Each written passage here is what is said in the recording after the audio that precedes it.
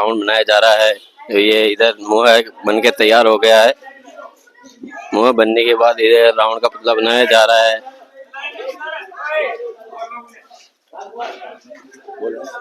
रावण का पुतला बनाया जा रहा है जो लगभग 21 फीट के आसपास होगा। और ये हमारे पीटीआई जी सर जो चाय पी रहे हैं, इनका हमारे बुजुर्ग है जो हर कार्य में बढ़ चढ़ के भाग लेते हैं। आज सर आप क्या कहना चाहते हो रावण के बारे में?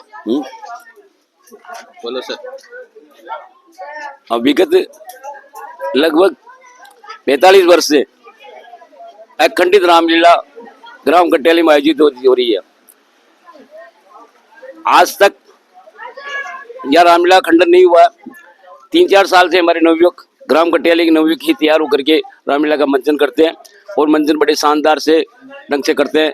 ये इनका एक जुनून होता है कि किस प्रकार अच्छी से अच्छी ढंग से रामलीला हो। इस वर्ष भी इन्होंने बहुत प्रयास किया, बहुत मेहनत की और हमेशा मेहनत करते रहते हैं और हमेशा इस रामलीला को आगे बढ़ाने की कोशिश करते हैं। धन्यवाद। Thank you sir. और ये हमारे पास आए हैं नंद किशोर जी पांचाल साहब जो हमारे रिटायर्ड आर्मी पर्सन है। इनसे भी दो शब्द बोलो सर। हाँ साहब, हमारे गांव में हर साल रावण चौक नहीं है मैदान। तो अब हम पहुंचे हैं जहाँ पर रावण का निर्माण हुआ है, उस स्थान पर पहुंचे हैं। उस स्थान का जायजा लेने के लिए इनकी कितनी लागत रही, कैसे क्या हुआ, किस प्रकार से इन्होंने सहयोग किया, अब ये जानने के लिए मैं पहुंचूंगा।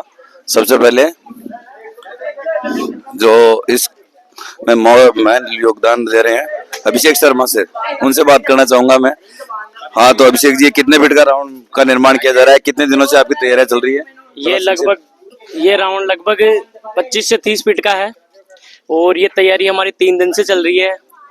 जैसे कि आपको पीटीआई जी सर ने बताया है कि हमारे यहाँ 45-50 साल से रामलीला का लगातार आयोजन हुआ जा रहा है, तो इसी को हम आगे बढ़ाते हुए हमारे नवयुवक दल के सदस्य और पुराने पांचाल साहब जो कि रिटायर्ड फौजी साहब है, इनके सानिध्य में हमने ये वापस शुरुआत की है। और आप जैसे मीडिया वाले लोगों से हमें यही अनुरोध करता हूं कि आप इसको ज्यादा से ज्यादा आगे बढ़ाएं ताकि इससे हमारा सहयोग होए। सभी का मैं दिल से धन्यवाद करता हूं। मैं ये कहना चाहता हूं, मैं समस्त ग्रामवासियों से एक बहुत बड़ी अपील करना चाहता हूं कि हमारे रावण जलाने के लिए जगह नहीं है, तो आपसे अनुरोध है कि कम से कम हमें एक फील्ड बनाकर दे दे। उससे हम आपकी चलती आ रही परंपरा को आगे बढ़ाते रहेंगे और इससे अपने गांव की भी जगत में वाहवाही होगी। और मैं ये पूछना चाहता हूँ कि आज का जो कार्यक्रम है वो किस प्रकार से है, जिस प्रकार से शोभा यात्रा कब निकलेगी, कब रावण का दहन होगा, कैसे क्या आगे की प्रक्रिया के बारे में मुझे अवगत कराएं। आज 2 बजे से शोभा यात्रा निकाली जाएगी जो कि पूरे गांव में शोभा यात्रा और आतिशबाजियां होगी। और यहाँ पे भी शाम को पंडाल बनाया जाएगा, उसमें पटाखों द्वारा बहुत जगमग के साथ होगा, जगमगाहट होगी, आतिशबाजी होगी। उसके बाद लगभग 7:30 से 8 बजे के बीच में रावण का दहन किया जाएगा। सभी को मैं धन्यवाद देता हूँ एक बार फिर, आपका सभी का, युवा वर्ग का, सभी का।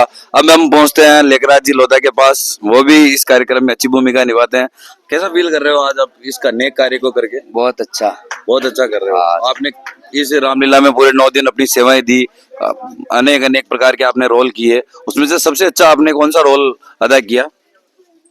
शूर्पणखा का भी किया और भी कई रोल है जिसका हमने रोल किया है। आप ग्रामवासी को क्या संदेश देना चाहते हो अभी इस रामलीला के बारे में? ये रावण बन रहा है इसीलिए कि पहले दशहरा मैदान यहाँ था और अब इधर कर लिया है और अच्छा रहा, नया मैदान मिला अपन को। अब आगे की प्रक्रिया के बारे में आज आप क्या क्या प्रोग्राम करोगे, किस प्रकार से आपकी रहेगी शोभा यात्रा, आतिशबाजी, अनेक सारे कार्यक्रम आज? बिल्कुल हो गए, शोभा यात्रा होगी, आतिशबाजी होगी और यहाँ रावण दहन तो होगा 7:30 से 8 बजे के बीच में। तो धूम धड़ाके के साथ आज गाजे बाजे के साथ यहाँ पर अपनी आतिशबाजी, वो जो शोभा यात्रा है वो यहाँ पहुंचेगी, फिर बाद में यहाँ पे आतिशबाजी के साथ रावण दहन होगा। तो 7 से 8 बजे मैं सभी को अवगत करा दूं, ज्यादा से ज्यादा संख्या में देखने जरूर पधारे। धन्यवाद आपका अपना।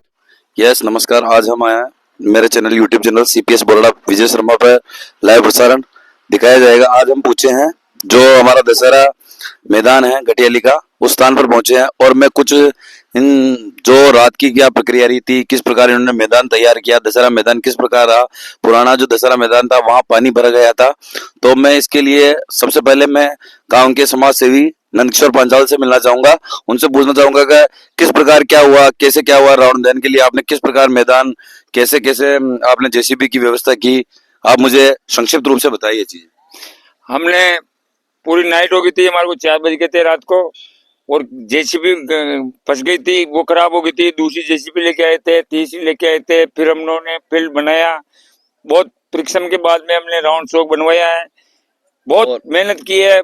नयोग चोरों को भी धन्यवाद देता हूँ, हमारे नयोग मंडल को, रामलीला मंडल को, जिन्होंने बहुत सहयोग से हमारा काम किया है। मैंने ये भी सुना है कि आप लगभग 45 वर्षों से इस रामलीला का निर्वहन कर रहे हो और आज भी आपने इसी परंपरा को आगे बढ़ाते हुए ये प्रक्रिया की है।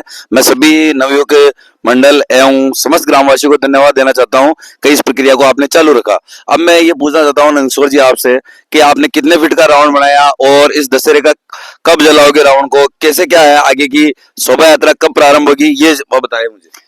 शोभा यात्रा दिन में 1 बजे चालू होगी, वो पूरे गांव में घूम के आएगी, 5-6 बजे यहाँ आ जाएगी। हमने 51 फुट का राउंड बनाया है, वो शाम को देख लेना आप। और बड़े दशहरा का मैदान में पब्लिक आएगी, कम से कम 4-5 हजार पब्लिक आती है देखने के लिए। हर साल हमारे को 47 साल हो गए इस राउंड को चलाते हुए, और मेरी तो उम्र ही हो गई इस कार्यक्रम के अंदर। धन्यवाद। मैं खुद जानता हूँ आपने काफी समाज सेवाएं की है और आपने ये अच्छा सा आज दशहरा मैदान का ग्राउंड बनाकर तैयार किया है। मैं समस्त ग्रामवासी एवं युवा वर्ग को धन्यवाद ज्ञापित करता हूँ कि इस परंपरा को आपने आगे बढ़ाया। और अब अपन कुछ आगे चलेंगे, जिस प्रकार जो रावण का कार्य चल रहा है उसके ऊपर एक बार नजर डालते हैं। चलिए सर। तो मैं आगे बता दूं, राकेश जी मेरे साथी सहयोगी है, कैमरामैन राकेश प्रजापत, जो कि गांव का हर एक कार्य करते हैं।